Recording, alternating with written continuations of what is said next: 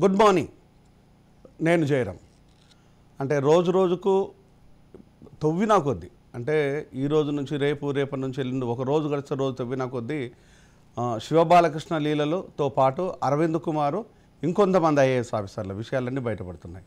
శివబాలకృష్ణ ఇచ్చిన కన్ఫెషన్ రిపోర్ట్లో తను ఏమని పేర్కొన్నాడు అన్నాడంటే, తనకు అరవింద్ కుమార్ గైడ్ చేసినట్టు అరవింద్ కుమార్ వచ్చి 10 crores నార్సింగ్ లోపల ఒక సైట్ క్లియరెన్స్, ఒక private cooperative company building company ఏదైతే ఉందో ఆ కంపెనీకి సైట్ క్లియరెన్స్ చేసే భాగంగా 10 కోట్లు డిమాండ్ చేశాడని, డిమాండ్ చేసి తీసుకున్నాడు అన్నది ఆయన ఆరోపణ.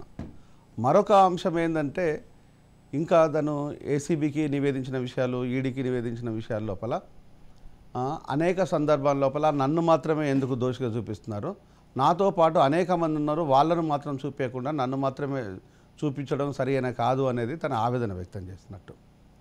ఇంకొక వైపు వచ్చేసి అరవింద్ కుమార్ గారు వచ్చేసి ఎక్కడ కూడా ఎలాంటి విషయంలో కానీ దాంట్లో ఇన్వాల్వ్ అయిన విషయంలో కానీ చేసిందంటే కోట్ల రూపాయలు ఫ్లాట్ రాయించుకోవడం, ఎకరాలకు ఎకరాలు భూమి రాపించుకోవడం, యథేచ్ఛగా సంపాదించుకోవడం అనేది సర్వసాధారణమైపోయింది. అదే విషయాన్ని ఈయన చేశారు.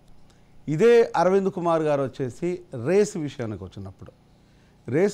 వచ్చినప్పుడు ఇది నాకు సంబంధం లేదు, అప్పటి మినిస్టర్ ఎవరైతే ఉన్నారో కేటీఆర్ గారి ఒత్తిడి మేరకే, ఆయన ప్రోద్బలం మేరకే చేశాను, ఈ తప్పులో నాకు ఎలాంటి భాగం లేదు, దీనికి పూర్తి స్థాయి రెస్పాన్సిబిలిటీ, పూర్తి స్థాయి ప్రభుత్వం చేయించిందంతా కేటీఆర్ అని ఆయన మీద తోసేయటం. అంటే ఒకరి నుంచి ఇంకొకరు విషయాన్ని ట్రాన్స్ఫర్ చేసే క్రమం లోపల బిజీగా ఉన్నారు. అంటే నాకు ఇవన్నీ విషయాలు మనం చూస్తుంటే ఏం గుర్తుకొస్తుందంటే, ఒకే ఒక్కడు సినిమా, అర్జున్ సినిమా లోపల కింది స్థాయి అధికారిని మనం ప్రశ్నిస్తే అది పై స్థాయి మినిస్టర్ వరకు రీచ్ అయిన విషయం. అంటే ఇది ఎంత బాధాకరమైన విషయం అంటే, కోట్ల రూపాయలు కొల్లగొట్టేసి తెలంగాణను ప్రజలేమో నమ్ముకుంటే వీళ్ళు అమ్ముకునే ప్రోగ్రాం పెట్టేసి సక్సెస్ఫుల్గా అమ్మేశారు. ఇంకా డౌట్, అమ్ముకుంటున్నారో కదా, పూర్తి స్థాయిలో అమ్మేశారు.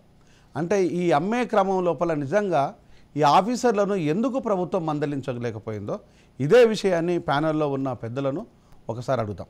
అన్న నమస్తే. నరసన్న నమస్తే. నమస్కారం. సో తెలంగాణ కాంగ్రెస్ నుంచి నరసయ్య గౌడ్ గారు మనతో జాయిన్ అయ్యారు. దాంతోపాటు వచ్చేసి అన్న నరసింహనాయుడు అన్న బీఆర్ఎస్ పార్టీ, సో మనతో జాయిన్ అయ్యారు. అన్న ఒకవైపు నరసింహనాయుడు అన్న, ఒకవైపు వచ్చేసేమో ఐఏఎస్లు, అంటే ఐఏఎస్లు ఎవరెవరంటే వాళ్ళు చిన్న చితక వాళ్ళు కాదు, పేరున్న ఐఏఎస్లు. ఒకవైపు వచ్చేసి రజత్ కుమారు ఎలక్షన్ కమిషన్గా ఉన్నప్పుడు తను 20 లక్షల ఓట్లు, యూత్ ఓట్లను కాజేసి దానికి గిఫ్ట్గా ఫలక్నామా ప్యాలెస్లో కూతురు పెళ్లి చేస్తున్నాడు అనేది అప్పుడు పెద్దెత్తున్నే, అంటే చిన్న చితక కూడా కాదు, పెద్దెత్తున్నే.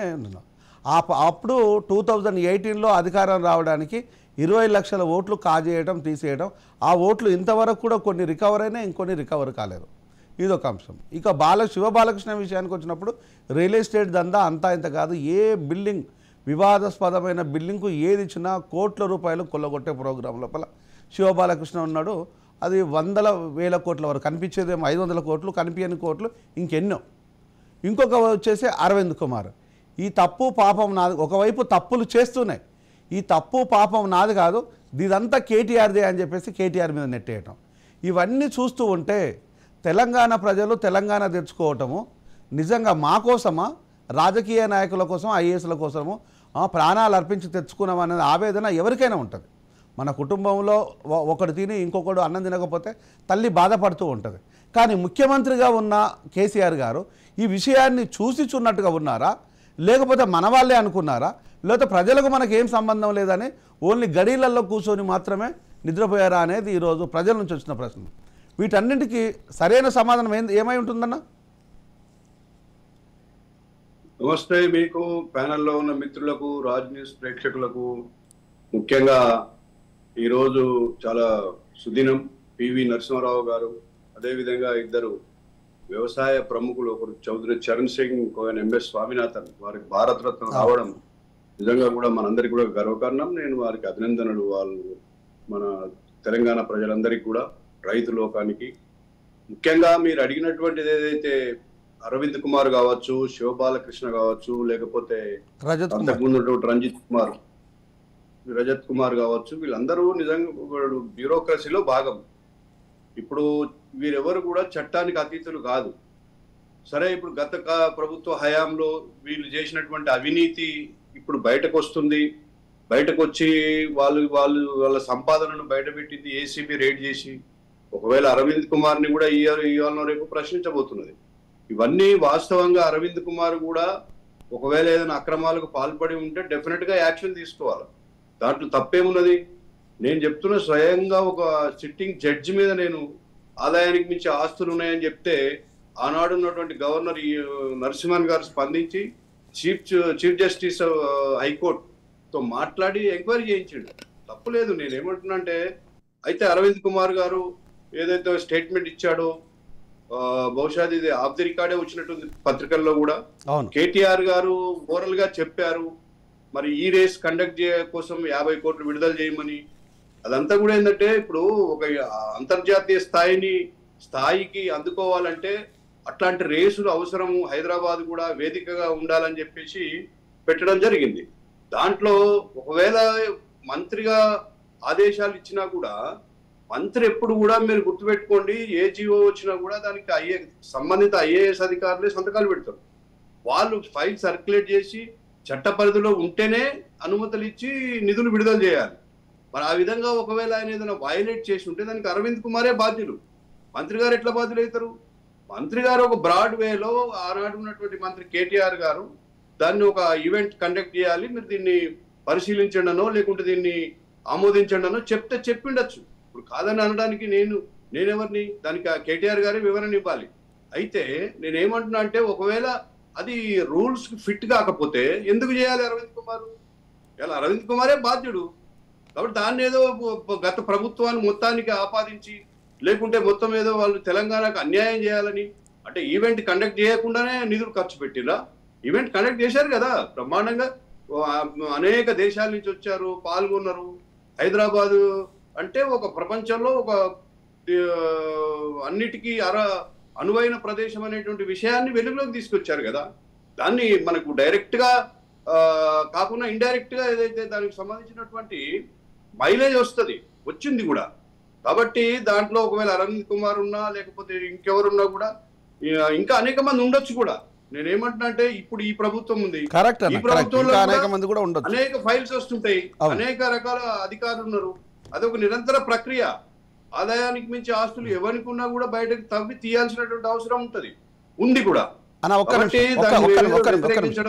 ఒక్క నిమిషం, ఇది మేము సమర్థించలేం కదా. అదే ఒక్క నిమిషం అన్న. Narasanna, good morning.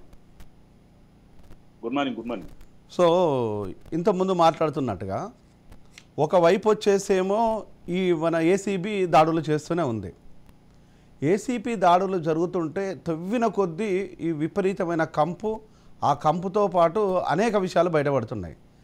అంటే ఇంత కంపులో కూడా గతించిన ప్రభుత్వము నివాసం చేసింది, ఆ వ్యక్తులను నెత్తిన పెట్టుకున్నాయి.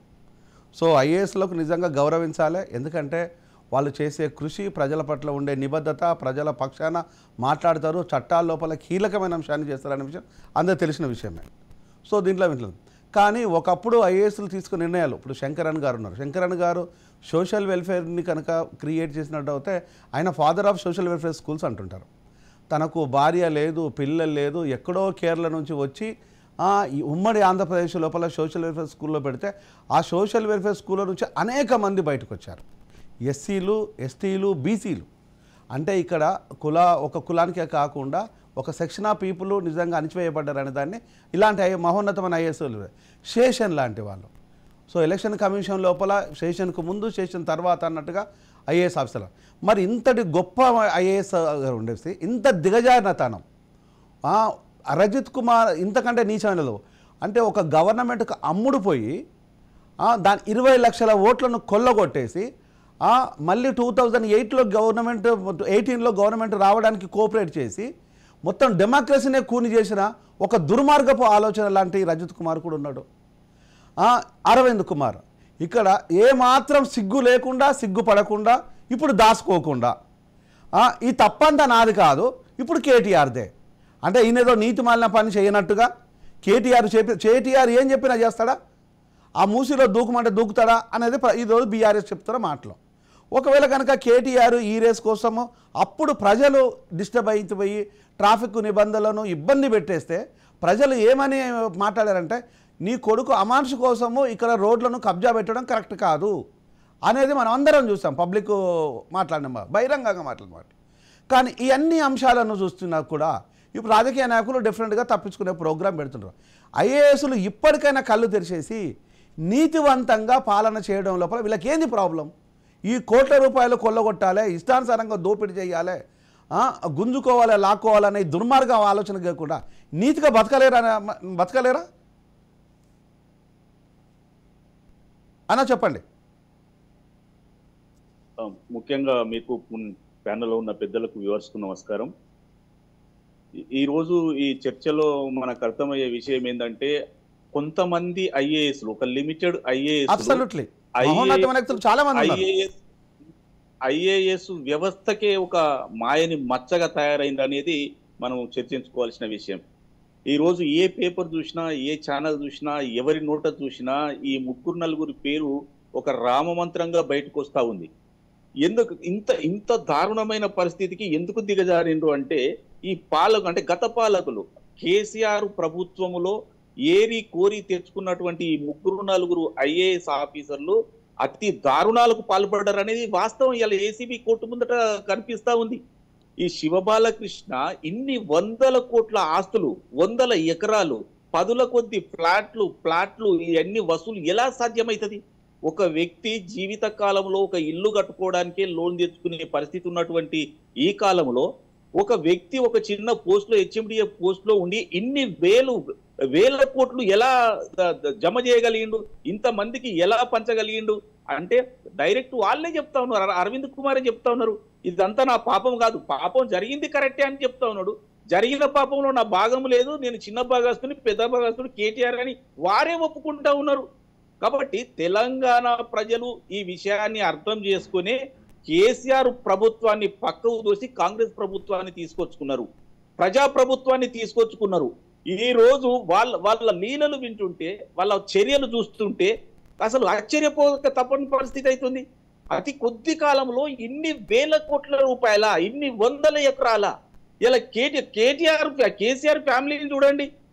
కేసీఆర్ ఫ్యామిలీ 2001లో చెప్పులు లేనటువంటి ఫ్యామిలీ, రబ్బరు చెప్పులతోటి వచ్చినటువంటి ఈ ఫ్యామిలీ, మరి వీళ్లకు ఇన్ని ఫామ్ హౌస్లు ఎక్కడి, ఇన్ని వేల ఎకరాలు ఎక్కడి, ఇన్ని లక్షల కోట్లు ఎక్కడి, ఇంత అహంకారం ఎక్కడి? మరి దురపాలన చేసిరు కదా అని అర్థమైతే లేదా మనకు?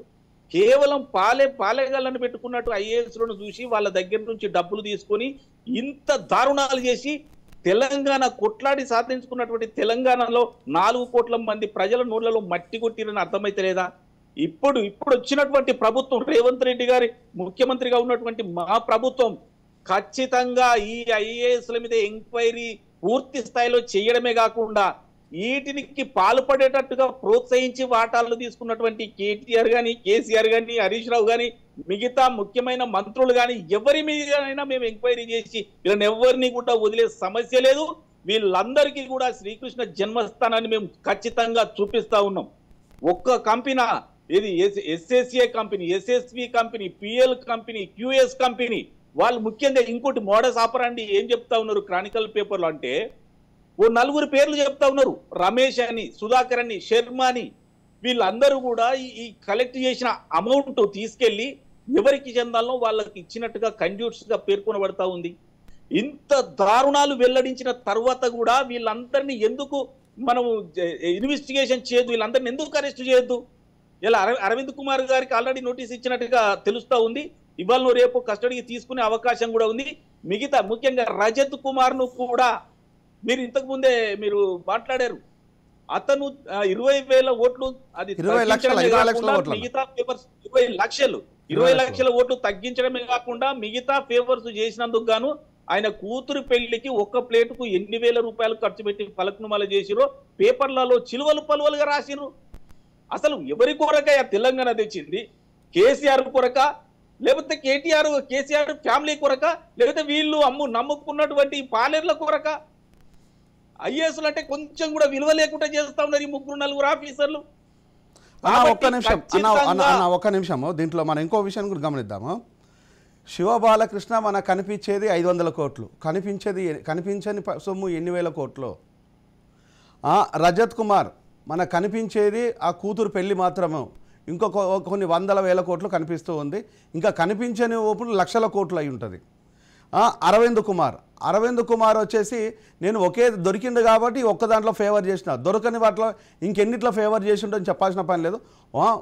ఇంత వందల వేల కోట్ల రూపాయలు ఎట్లా సంపాదించిండో మనకు తెలియని విషయాలు. నెక్స్ట్ వచ్చే సోమేష్ కుమార్ అయితే ఇక దాంట్లో అంటే ఈ అంతటి స్కామ్కు, ఈ దిగజారినతనానికి ఫాదర్ ఆఫ్ దిగజాడు, ఫాదర్ ఆఫ్ నీచమైంది, ఫాదర్ ఆఫ్ మోసం, ఫాదర్ ఆఫ్ చీటింగ్, ఇంకా చెప్తే ఇంకా ఇలాంటి బిరుదులు చెప్తే ఇంకెన్నైనా చెప్పొచ్చు సోమేష్ కుమార్. వీటన్నిటి చీ అని ఇక్కడి నుంచి ఎల్లగొట్టినా కూడా అక్కడ రిజైన్ చేసి మళ్ళీ సిగ్గు లేకుండా కూడా ఇక్కడికే వచ్చేసిండు అనేది ప్రజలు అంటున్నారు. అంటే తెలంగాణ ప్రజలు ఏం చేస్తారంటే ఒకసారి మాట వరుసకు పిలువని పేరు అంటానికి కూడా పోరు, కానీ ఈయన ఇక్కడి నుంచి ఎలగొట్టినా కూడా మళ్ళీ తిరిగి తెలంగాణలోకి వచ్చి మళ్ళీ చేయడం, దాన్ని పిలిపించుకోవడం కేసీఆర్ గారు. ఇదొక అంశం. ఇంకొక అంశం వచ్చి ఇన్ని వేల లక్షల కోట్ల రూపాయలు వీళ్ళ అకౌంట్లో ఉంటే దీనికి బిగ్ బాస్గా వ్యవహరించిన కేటీఆర్కు ఇప్పుడు ఎన్ని లక్షల కోట్లు ఉండొచ్చు. అంటే ఇంత కోట్లు వీళ్ళ ఎవ్వరి ఇళ్లలో ఎవడు చచ్చిపోలేదు, ఎవడు ఉద్యమాలు చేయలేదు, ఎవడికి రక్తం కారలేదు, ఎవడు చిందించలేదు, ఎవడు కష్టపడలేదు, పూర్తి స్థాయిలో ఎంజాయ్ చేసిన వ్యక్తులు వీళ్ళంతా. తెలంగాణ సాధన లోపల అసలు బాధిన కుటుంబాల లోపల కన్నీటి ఆర్తనాదాలుంటే ఆ కన్నీటి లోపల ఆ రక్త బిందువులను ఈరోజు వీళ్ళు రక్తపు కూడుగా, సిగ్గు లేకుండా రక్తపు కూడుగా తింటున్నారనే తెలంగాణ ప్రజల ఆవేదన. అంతటి ఆవేదన ప్రజలకు ఈరోజు మిగిల్చిన వీళ్ళను ఇంకెందుకు శిక్షించకూడదనేది కాంగ్రెస్ను ఇప్పుడు డిఫరెంట్గా డిమాండ్ చేయాల్సిన విషయమే. ఇది ప్రజలు ఈరోజు ఏమడుతున్నారంటే ఎప్పుడైనా కూడా ఇంత ఆవేదనకు గురవుతుంటే, ఇంత దోపిడీకి గురవుతుంటే ఇంకా ఎందుకు చూసుకుంటూ కూర్చోవాలి. రికవర్ చేస్తే 6 పథకాలే కాదు, 6 గ్యారంటీలే కాదు, 60 గ్యారంటీలను కూడా ప్రజలకు ఇవ్వచ్చు అనేది తెలంగాణ ప్రజలు స్పష్టంగా క్లియర్గా చెప్తున్నారు. ఇది మీకేమైనా వినబడుతుందా ఈ మాటలు? జయరమణ, మీరు చెప్పిన అక్షర సత్యము. నేనేమంటున్నంటే ఈ చిన్న కొమ్మలను రెమ్మలను ఇన్వెస్టిగేషన్లకు తీసుకున్న దానికంటే దీనికి అంతటికి కారణమైనటువంటి మాజీ ముఖ్యమంత్రి కేసీఆర్ ఫ్యామిలీని, ఆ క్యాబినెట్ లో ఉన్న వాళ్ళను ఖచ్చితంగా ఇన్వెస్టిగేషన్ లోకి తీసుకోవాలి, రాడార్ లోకి తీసుకోవాలి. ఎందుకంటే వాళ్ళ కనుసన్నలలోనే జరిగింది, వాళ్ళు చెప్తేనే చేసిరు. అరవింద్ కుమార్ కూడా అంటున్నారు కదా, కేటీఆర్ ఆదేశాల మేరకే నేను చేసినాను, ఈ పాపంలో నాకు భాగం లేదు అన్న తర్వాత కూడా కేటీఆర్ కూడా తప్పకుండా పిలిచి ఇన్వెస్టిగేషన్ చేయాల్సిందే. కేటీఆర్ ను చేయడం అంటే కేసీఆర్ ను చేయడమే. ఇలా అంత దూరం ఎందుకండి? వాస్తవంగా ఎలక్షన్ అఫిడవిట్ లో వాళ్ళు పెట్టినటువంటి ఆస్తులను చూస్తే మనకు అర్థమైపోతుంది కదా. 2001లో 2014 వరకు ఎన్ని ఆస్తులు ఉన్నాయి, 2014 తర్వాత ఇప్పటి వరకు ఎన్ని ఆస్తులు ఉన్నాయో చూస్తే వీళ్ళ అవినీతి భాగోతం బయటపడుతుంది కదా. కనీసం పేపర్ ముఖంగానే 100 కోట్లుగా దాటిపోయింది. ఏ వ్యాపారం చేస్తే ఇన్ని కోట్ల రూపాయలు వస్తాయి, ఏ వ్యాపారం చేస్తే ఇన్ని కోట్ల రూపాయలు వస్తాయి? మరి ప్రజలకు కూడా ఆ వ్యాపారం ఏదో చెప్పొచ్చు కదా. కేసీఆర్ నిజంగానే ఒక ఎకరంలో క్యాప్సికం పండిస్తే 1 కోటి రూపాయలు వస్తే ఆ సూత్రం ఏదో వ్యవసాయదారులకు మన అన్నదమ్ములకు చెప్పొచ్చు కదా. అన్ని ఒట్టి మాటలు చెప్పుకుంటూ, అన్ని నోటికి వచ్చింది అంతా చెప్పుకుంటూ, ప్రజలను మాయ చేస్తూ, మాయ మాటలు చెప్తూ వేల కోట్లు లక్షల కోట్లకు పడగలెత్తినటువంటి కేసీఆర్ ఫ్యామిలీని, కేసీఆర్ ప్రభుత్వంలో ఉన్నటువంటి కీలకమైన అధికారుల మీద ఎంక్వైరీ ఖచ్చితంగా జరుగుతుంది. వీళ్ళందరూ కూడా శ్రీకృష్ణ జన్మస్థానానికి పోవలసిందే. వీళ్ళందరి దగ్గర ఉన్నటువంటి ఈ ఆస్తులను రికవరీ చేస్తే ప్రజలకు ఎంతో కొంత ఉపశమనం జరుగుతుంది.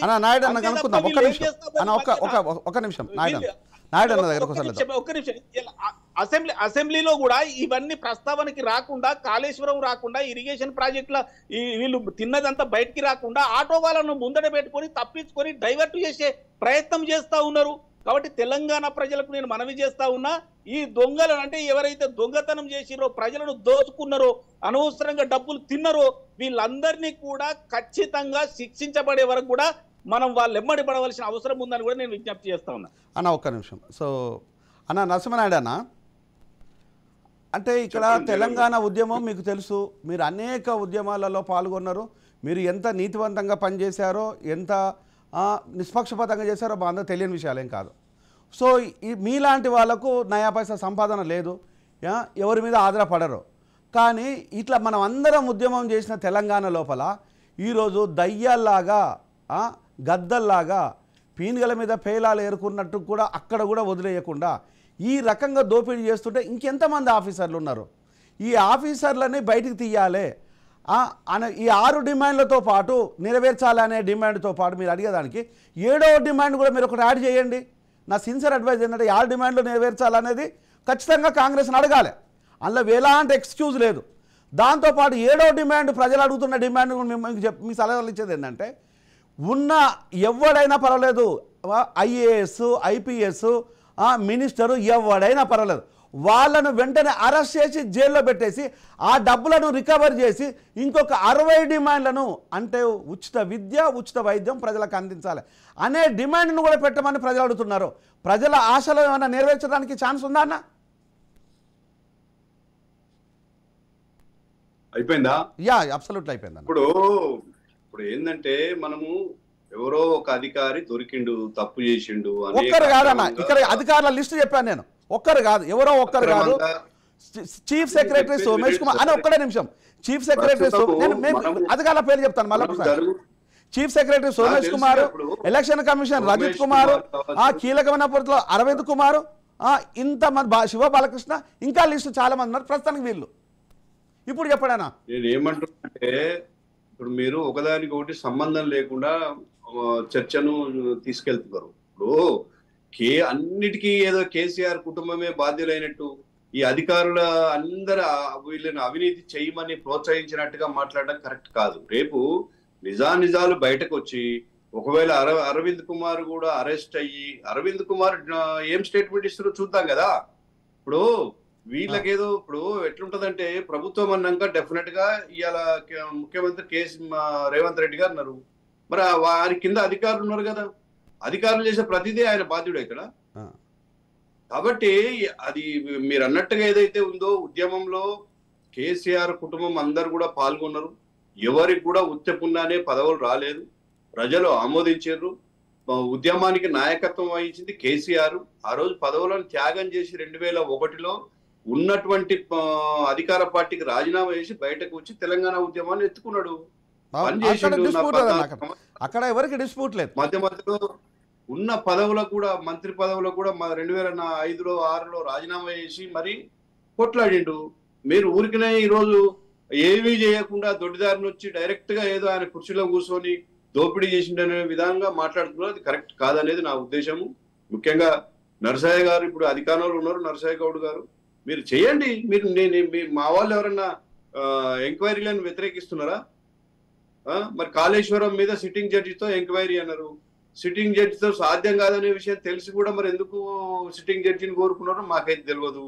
చేయండి. నేను ఏమంటున్నా అంటే, దానికి కూడా బాధ్యులు ఉంటారు, దానికి కూడా అధికారులే బాధ్యులు ఉంటారు. మీరు గుర్తుపెట్టుకోండి, ఎక్కడ కూడా ప్రభుత్వంలో ఉన్నటువంటి అధికారులతో మాత్రమే చేపిస్తారు. రాజకీయ నాయకులు ఎక్కడ డైరెక్ట్ చేయరన్న, అధికారులతో మాత్రమే చేస్తారు. అవును, అది అందరూ తెలుసు. చేయడానికి ఆస్కారం ఉండదు జయరాం గారు, చేయడానికి ఆస్కారమే లేదు. అవును, లేదు, ఆస్కారం లేదు, చేపించడానికి ఆస్కారం మాత్రం ఉంది. రూల్స్ చట్ట పరిధిలో చేయమంటారు, రూల్స్ అనుమతిస్తే చేయమంటారు, అనుమతించకపోతే ఎంతమంది మనం చూడలేదు. అధికారులు రాజీనామా చేసి వెళ్ళిపోయారు, కానీ ఒప్పుకోని వంటి వాళ్ళు కూడా ఉన్నారు కదా. ఇక్కడ ఎక్కడ మనం కేటీఆర్ సంతకం పెట్టిండని మనం చెప్పట్లేదు. అందుకని మనం అన్న ఒక్క నిమిషం, జస్ట్ కేటీఆర్ ఎక్కడ సంతకం పెట్టిండని మనం చెప్పటం లేదు. కేటీఆర్ మాత్రమే సంతకాలు పెట్టి ఫైల్ తీసుకుపోయి పక్క సెక్షన్లో ఇచ్చిండని కూడా చెప్పటం లేదు. కేటీఆర్ చేపించిండు అనేది సాక్షాత్తు అరవింద్ కుమార్ చెప్తున్నాడు. కేటీఆర్ మాత్రమే దీనికి బాధ్యుడని అరవింద్ కుమార్ చెప్తున్నాడు. సిసిఎల్పి దేవేందర్ రెడ్డి అనే వ్యక్తి కూడా ఈరోజు 1,000 కోట్ల రూపాయలు. అంటే ఇక్కడ ఇంత త్యాగాలు చేసిన తెలంగాణ లోపల గద్దల్లాగా విపరీతమైన ధనాన్ని తన్నుకుపోతుంటే ఈ తెలంగాణ ప్రజలకు బాధ ఉండదా? ఒక్కసారి అడుగుదాము. నరసన్న నేను చెప్పడం లేదు కదా అన్న. నరసన్న చెప్పండి. ఇది ఇప్పుడు మన నరసింహనాయుడు అన్న బాధ ఏంటంటే, టాపిక్ ఒకటి డైవర్ట్ ఒకటి అవుతుంది, ఇట్లా కేటీఆర్ది లేదు, ఓన్లీ ఆఫీసర్లదే ఉన్నది, ఇది కాదు అని పాపం అన్న చాలా బాధపడిపోతున్నాడు. ఎందుకంటే నాయకత్వం విషయంలో డెఫినెట్గా కేర్ తీసుకోవాలి కాబట్టి. కానీ ఈ పాపం నిజంగా కేటీఆర్ది నిజంగా లేదా, లేకపోతే ఊరికే ఈ అరవింద్ కుమార్ కేటీఆర్ని లాగుతున్నాడా, అది మీరు చెప్పాలి. జయరామన్న, ఇప్పుడు రాష్ట్ర స్థాయిలో ఈ సంచలనం సృష్టించిన విషయాలే కాకుండా మా ముఖ్యమంత్రి గారు ఒక పిలుపునిచ్చిర్రు. ఫస్ట్ ఈ గత ప్రభుత్వం ఏదైతే దారుణాలు చేసిందో, ఆక్రమించుకుందో, భూ కబ్జాలు చేసిందో వాటిని వెలుగులోకి తీసుకురావాలి, ప్రజల ముందు పెట్టాలి, ప్రజలకు పంచాలనే ఒక పిలుపుతోటి నేను కూడా ఈ పీర్జాదిగూడ మున్సిపాలిటీలో నాకు తెలిసిన విషయాలు చెప్తా ఉన్నా. పీర్జాదిగూడ మున్సిపాలిటీలో ఒక చెరువు సుమారు 15 ఎకరాలు మేడిపల్లిలో సిపిఆర్ఐ దగ్గర ఒక చెరువు ఉంది. చెరువు ఉన్నది, అది సుమారు 15 ఎకరాలు ఉంటే దానికి ఇప్పుడు 1.5 ఎకరాలకు 2 ఎకరాలకు మించి లేదు. దాని పక్కకు ఈ మున్సిపాలిటీ స్థాయి ముఖ్యమైన నాయకులందరూ కలిసి సర్వే నెంబర్లను చేంజ్ చేసి మరి పెద్ద పెద్ద కన్స్ట్రక్షన్లు కడతా ఉన్నారు. నా దగ్గర కొన్ని వివరాలు ఉన్నాయి, ఇంకా కొన్ని సంపాదిస్తా ఉన్నా. ఈ మధ్య ప్రెస్ మీట్ పెడతా, లేకపోతే సీఎం దగ్గరికి నేను తీసుకెళ్తా. మా దగ్గర పర్వతాపూర్ లో ఉన్నటువంటి సర్వే నెంబర్ 1, 10, 11లో సుమారు 35 ఎకరాల చిల్లర సీలింగ్ ఉంటే dumping yard, sub station, double bedroom ఇళ్లకు పోరు, మిగతా వాటిని ఏం చేసిరంటే ఎవరు సపోర్ట్ చేయట్లేదు. ఒకసారి కేటీఆర్ గారు మా దగ్గరకు వచ్చిపోయినారు. ఆ తర్వాత ఒక 10-11 ఎకరాలలో పిట్టగూళ్ళ లాంటి ఇండ్లు వెలిసినాయి. అంటే సీలింగ్ భూమిలో కూడా ప్లాట్లు చేసి అమ్ముకున్నటువంటి వాళ్లకు స్వతాసు పలికినట్టు అనుకోవాలి కదా. అంటే ఒక చిన్న మున్సిపాలిటీలోనే ఇన్ని విషయాలు జరుగుతూ ఉంటే రాష్ట్ర వ్యాప్తంగా ఎన్ని జరిగినాయని మనం అనుకోవాలి. ఇలా శివబాలకృష్ణది అనేది ఒక చిన్న వెంట్రుక మందముదే అది. కానీ తవ్వి తీస్తే రాష్ట్ర వ్యాప్తంగా లక్షల కోట్ల విలువైనటువంటి ధనాన్ని, భూములను, ప్లాట్లను అన్ని కూడా వీళ్ళు దారుణంగా దోచుకున్నారనేది వాస్తవం. ఈ రోజు ఒక అరవింద్ కుమార్ అనే వ్యక్తి ఆయన చెప్తారు ఈ పాపం నాది కాదు అని ఒప్పుకునే పరిస్థితికి వచ్చిందంటే ఇంకా ఏమని సమర్థించుకుంటారండి కేటీఆర్? నర్సన్ ఒక్క నిమిషము. ఇప్పుడు ఎవరి అన్నా భూములు ఖాళీగా కనిపించినా, లేకపోతే భూములు ఇక్కడ ప్రైమ్ లొకేషన్ లోపల హైటెక్ సిటీ కావచ్చు, మాదాపూర్ కావచ్చు, Jubilee hills, Banjara hills, Narsingi, లేకపోతే కోకాపేటు, ఫైనాన్షియల్ డిస్టిక్, ఇలాంటి ప్రైమ్ లొకేషన్లో ఉండే భూములు ఎవరి అన్నా ఉంటే అక్కడ ఎలాంటివి ఉన్నా కూడా ఇంకొకటి వచ్చేసి కబ్జాలు పెట్టడం. ఈ కబ్జాలు పెట్టడానికి వాళ్ళకు ఏమాత్రం కూడా బేసుజాలు ఉండవు. ఇంత కబ్జాలు యథేచ్ఛగా కబ్జాలు పెడుతుంటే దీని వెనకాల ఒక టీం ఉంటుందనేది పబ్లిక్లో అనుకుంటున్న విషయం. ఆ టీము పూర్తి కనెక్షన్ చేస్తే ఎవరికి వస్తుందంటే మళ్ళీ కేటీఆర్కే కనెక్ట్ అవుతుంది. ఒకవైపు వచ్చే దీని అన్నింటికీ ఇక్కడ మేనేజ్ చేసేది ఎవరు? దేవేందర్ రెడ్డి, పాపారావు, నెక్స్ట్ వచ్చేసి ఈ రజత్ కుమారు, అరవింద్ కుమారు, సోమేష్ కుమార్, వీళ్ళందరికీ బిగ్ బాస్ ఎవరంటే గ్యాంగ్ లీడర్ సోమేష్ కుమార్.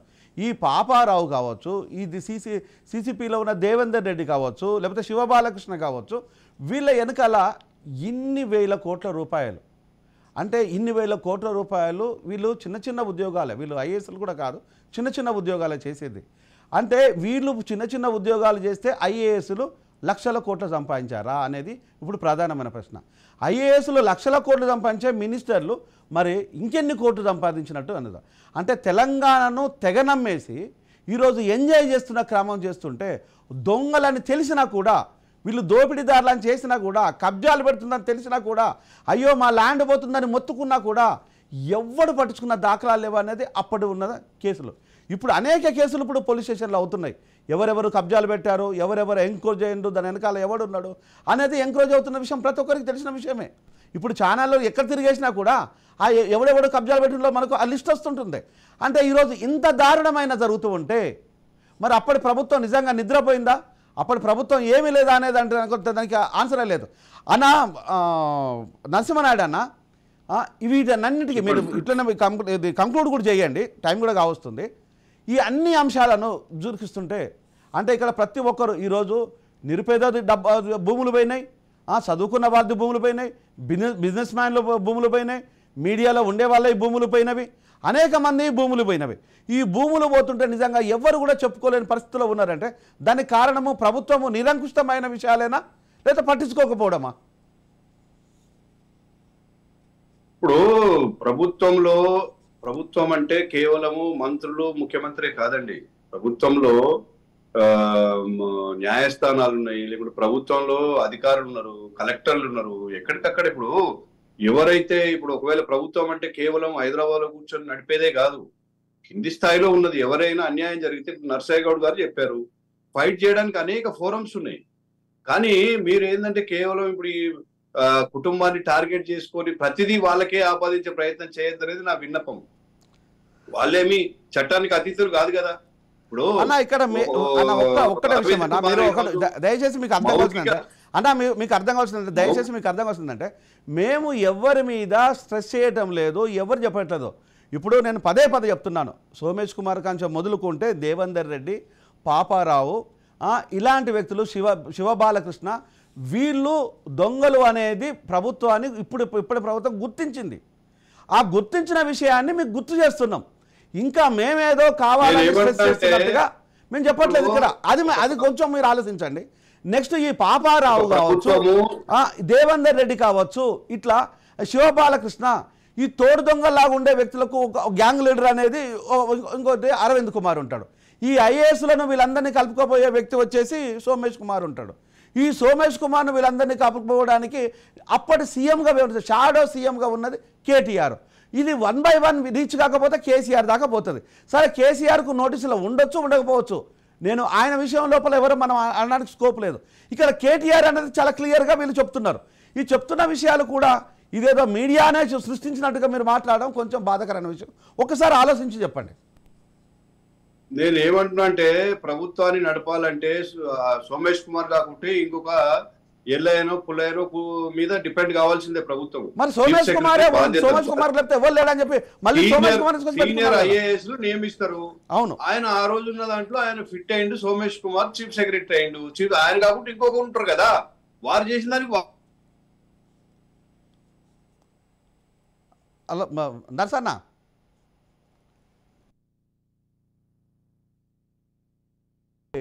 ఏదేమైనా కూడా ఇప్పుడు ఒకవైపు వచ్చేసేమో దేవేందర్ రెడ్డి, ఇంకొక వైపు వచ్చేసేమో పాపారావు, మరొక వైపు వచ్చేసేమో శివబాలకృష్ణ. వీళ్ళతో పాటు వీళ్ళ వెనకాల ఇంకా పెద్ద ఛానలే ఉంటుంది. అంటే ఇది ఏదో ఆషామాషిగా ఉన్నారు, లేకపోతే వీళ్ళు ముగ్గురే అనడానికి లేదు. వీళ్ళకు అనేక మంది బ్రోకర్లు ఉంటారు. అంటే స్టెప్ బై స్టెప్ గ్రౌండ్ నుంచి పనిచేస్తే ఈరోజు సిఎస్ నుంచి సిఎస్ వరకు కనెక్ట్ అవుతుంది. సిఎస్ను కనుక లాగినట్టు అవుతే మినిస్టర్ కనెక్ట్ అవుతుంది. అంటే ఈ కనెక్షన్స్ అన్నింటినీ మనము ఏ విధంగా తెలంగాణ ప్రజలు చూస్తున్నారు. తెలంగాణ ప్రజలు ఆలోచన లోపల గొప్ప మేధావులు. ఎందుకు అంటే తెగింపు అయిన ఉద్యమాలు చేయగలరు, ప్రేమతోని ఉండగలరు. ఇది ప్రేమనే తప్పితే అమాయకత్వం అనుకుంటే తప్పు. తెలంగాణ ప్రజలకు అన్న, తమ్ముడు, అక్క, చెల్లి ఇది సర్వసాధారణమైన భాష. ఈవెను ఒకడు మోసం చేసినా కూడా అన్నా నువ్వు మోసం చేసినావు అంటారు తప్పితే అంతకు మించిన భాష ఇంకా వాడరు. ఇక కోపం వస్తే that is the different story అనుకో. ఇక అది మరి నేను చెప్పాల్సిన అవసరం లేదు. అంటే ఈరోజు అంత మోసాలు చేసినా కూడా ఈరోజు నాయకులు అనే వ్యక్తులు ఈరోజు నాయకత్వాన్ని పరిశీలించకుండా, పరిరక్షించకుండా, అబ్జర్వ్ చేయకుండా అంత నిద్రమత్తులో ఉంటే నిజంగా వాళ్ళు నాయకులు ఎట్లా అవుతారు అనేది ఈరోజు ప్రధానమైన ప్రశ్న మన కళ్ళ ముందు ఉంది. ఇలాంటి ప్రశ్నలన్నింటినీ మన కళ్ళ ముందు ఉంటే వీటన్నింటిని మనం పరిశీలించినట్టు అయితే ఎక్కడ కూడా ఎలాంటి విషయాలు కూడా ఈరోజు కంక్లూజన్ వచ్చినట్లేదు. నేను పదే ఒక విషయాన్ని మళ్ళీ నేను ప్రజల ముందు పెడుతున్నాను. ఈ దోపిడినంతా వెలికి తీయాల్సిందే. ఈరోజు ప్రతిపక్ష పార్టీ ఒకసారి అబ్జర్వ్ చేసిందంటే, అయ్యా మీరు 6 గ్యారంటీలను కాంగ్రెసు ముక్కు పిండి వసూలు చేయండి, ప్రజలకు పంచివ్వండి. దాంతోపాటు మీ ప్రభుత్వంలో ఉన్న దొంగలను కూడా పట్టుకోమని చెప్పేసి ఒకసారి మీరు పిలుపునివ్వండి. పట్టుకోవడం కాకుండా రికవరీ చేయడానికి కోసము మీరు ప్లాన్ చేయండి, అడగండి నర్సన్న. సో ఈ అన్ని అంశాల మీద మీరు కంక్లూడ్ కూడా చేయండి దయచేసి. అన్న మీరు ఈ ముఖ్యంగా మీకు అభినందనలు, ఈ టీవీ కూడా అభినందనలు చెప్పాలి. ఎందుకంటే థ్యాంక్ యూ అన్న. ప్రజలకు అవసరమైనటువంటి ప్రజలకు ఉపయోగపడే చర్చ పెట్టినందుకు మీకు మరొకసారి కూడా ధన్యవాదాలు చెప్తా ఉన్నా. ఎందుకంటే ఈ కేసీఆర్ ప్రభుత్వంలో 9.5 సంవత్సరాల ప్రభుత్వంలో గ్రామ స్థాయి నుండి రాష్ట్ర స్థాయి వరకు నాయకులు విచ్చలవిడిగా భూ కబ్జాలకు పాల్పడ్డారు అనేది వాస్తవం. ఇప్పటిదాకా మీ దృష్టికి కొంత చిన్న విషయాలు తీసుకొచ్చాను. కాబట్టి ఎవరైతే ఈ భూమిని చెరపట్టినరో, ఈ దోపిడీకి పాల్పడ్డారో, కింది స్థాయి నాయకుల నుండి పై స్థాయి వరకు ఎవరైతే ఈ భూములను చెరపట్టుకున్నారో వాళ్ళందరి మీద కూడా ఎంక్వైరీ చేయవలసిన అవసరం ఉంది. వాళ్ళందరినీ అరెస్ట్ చేయవలసిన అవసరం ఉంది. వాళ్ళ చెరలో ఉన్నటువంటి భూములను విడిపించి ప్రజలకు పంచవలసిన అవసరం ఉంది. కాబట్టి ప్రభుత్వం ఇంత సీరియస్ గా వాళ్ళ మీద యాక్షన్ కు తీసుకుంటా ఉంది. కాబట్టి ఇప్పటికైనా ఈ 4-5 పేర్లు ఐఏఎస్ల పేర్లు ఉన్నాయి, వీళ్ళను పక్కబెట్టి మిగతా వాళ్ళైనా మంచి పరిపాలన అందిస్తారని మేము కోరుకుంటున్నాం. వాళ్ళందరినీ దూషించడం నా ఉద్దేశం కాదు. కేవలం ఎవరికి పేర్లు ఉద్దేశం కూడా కాదన్న, రాజ్ న్యూస్ కూడా దీనికి ఎలాంటి ఉద్దేశం లేదు, ఉద్దేశపూర్వకంగా రాజ్ న్యూస్ కూడా ఏం చేయడం లేదు. ఇప్పుడు ఎందుకంటే పేపర్లలో మన ఇదేంది సోమేష్ కుమార్ భార్య పేరు మీద 25.19 ఎకరాల గురించి స్పష్టంగా అన్ని పేపర్లలో వచ్చింది. శివబాలకృష్ణ ఒప్పుకున్న విషయం, ఇలా అరవింద్ కుమార్ ఒప్పుకున్న విషయం, కేటీఆర్ పేరు బయటకు వచ్చిన విషయం, ఇవన్నీ ఏంటంటే చూస్తే ప్రజలు ఈసడించుకుంటా ఉన్నారు, ఇంత దారుణాలు చేసిన కేసీఆర్ ప్రభుత్వంలో అని. కాబట్టి వీళ్ళందరి మీద గ్రామ స్థాయి నుంచి రాష్ట్ర స్థాయి వరకు ఉన్నటువంటి బీఆర్ఎస్ ఆక్రమించుకున్న బీఆర్ఎస్ నాయకుల మీద, వాళ్లకు సహకరించినటువంటి అధికారుల మీద, అందరిని అనట్లేదు, వాళ్లకు సహకరించినటువంటి అధికారుల మీద ఖచ్చితంగా ఎంక్వైరీ వేయవలసిన అవసరం ఉంది. ఆ దిశగా మేమందరం కూడా ప్రయత్నం చేస్తా ఉన్నాము. గ్రామ స్థాయి నుంచి కూడా అవినీతి మీద తవ్వుతా ఉన్నాం. ఈ తవ్వుతా ఉంటే ఆశ్చర్యకరమైన నిజాలు, ఒక చెరువు సర్వే నెంబర్ 28 ఉంటే, మేడిపల్లి చెరువు సర్వే నెంబర్ 28 ఉంటే దాని పక్కకు 29 ఉంటే 28 సర్వే నెంబరు భూమిలో 29 వేసి వాళ్ళు రిజిస్ట్రేషన్ చేసుకుని పెద్ద పెద్ద బిల్డింగ్లకు ప్లాన్లకు అప్లై చేసారు. మేము వెళ్తా ఉన్నాం, ఆర్టీ యాక్ట్ కింద పెడతా ఉన్నాం, వాటిని కలెక్ట్ చేస్తా ఉన్నాం. నేను ముఖ్యమంత్రి గారిని కలిసి ఈ విషయాలన్నీ వివరిస్తా, వాళ్ళకు అందిస్తా. కాబట్టి ఖచ్చితంగా ఎవరు కూడా ఇలాంటి ప్రజలకు అన్యాయం చేసినటువంటి బీఆర్ఎస్ నాయకులు ఎవరు కూడా బచాయించే అవకాశం లేదు. ఖచ్చితంగా కాంగ్రెస్ గవర్నమెంట్ వీళ్ళందరి మీద ఎంక్వైరీ వేస్తుంది, అవన్నీ రికవరీ చేస్తుంది, ప్రజలకు పంచుతుంది. ప్రజలకు ఇచ్చినటువంటి 6 గ్యారెంటీలను తూచా తప్పకుండా మేము అమలుపరుస్తాం. ఆటో వాళ్ళను అడ్డం పెట్టుకుని బయటపడదాం అనుకున్నటువంటి బీఆర్ఎస్ నాయకులకు ఖచ్చితంగా శ్రీకృష్ణ జన్మస్థానం తప్పదని హెచ్చరిస్తా ఉన్నా. అన్న థ్యాంక్ యూ. ఇది నరసింహనాయుడు అన్న లేదు అంటే ఈ విషయాలన్నింటినీ ఇప్పుడు నరసన్న ఈ అన్ని అంశాల లోపల ఇక్కడ ఒకటి ప్రజలకు, సో మిగతా వాళ్ళకు అర్థం కావాల్సింది ఏంటంటే, రాజ్ న్యూస్ ఎక్కడ కూడా ఈ విషయాలను తవ్వి ఇప్పుడే మేము వెలికి తీసింది, ఇన్వెస్టిగేటివ్ జర్నలిజంలో మేము బయటికి తీసింది అయితే కాదు. ఇది ప్రభుత్వ సంస్థలు బయటికి తీస్తే అది ప్రజల ముందు జరుగుతున్న విషయాలన్నింటినీ ఇంకా మేము క్లియర్గా చూపించే ప్రయత్నం చేస్తున్నాము. ఎవరెవరైతే దొంగలు ఇన్వాల్వ్ అయ్యారో, ఎంతోమంది గొప్ప ఆఫీసర్లు పనిచేస్తున్నప్పుడు ఆ గొప్పతనాలు ఇందులో ఇన్వాల్వ్ అయితేనే ఇక్కడ ఒక రాష్ట్రము అభివృద్ధిలోకి పోతుంది. ఆ గొప్ప ఆఫీసర్లతో పాటు ఇలాంటి కల్ప్రిట్స్ కూడా ఉన్నారనేది ప్రజలు కోరుకుంటున్నారు, వాళ్ళని చూపించమని అడుగుతున్నారు. ఆ చూపించే భాగంలో దేవేందర్ రెడ్డి కావచ్చు, పాపారావు కావచ్చు, శివబాలకృష్ణ కావచ్చు, రజిత్ కుమారు, అరవింద్ కుమారు, సోమేష్ కుమార్లో ఇంకా ఎంతమంది ఉన్నారో కూడా తెలియదు. ఒక మహోన్నతమైన వ్యక్తులు ఉన్నారు, వాళ్ళందరికీ నిజంగా మనస్ఫూర్తిగా వందనాలు. అంటే ఇలాంటి విషయాలన్నీ మేము ప్రజల ముందు పెట్టేటప్పుడు ఒక్కటికి 10 సార్లు చెక్ చేసి ఇందులో ఎంత నిజానిజాలని తేలిన తర్వాత ప్రభుత్వం లోపల జరుగుతున్నది, ప్రభుత్వ సంస్థలు వెలికి తీసిన విషయాలే మేము ప్రజల ముందు ఇంకా క్లియర్గా చూపించే ప్రయత్నం చేస్తున్నాము. ఈ ప్రయత్నానికి మీ సహకారం కావాలని ఆశిస్తూ ఆశీర్వదిస్తారని నమ్మకంతో జయరాం.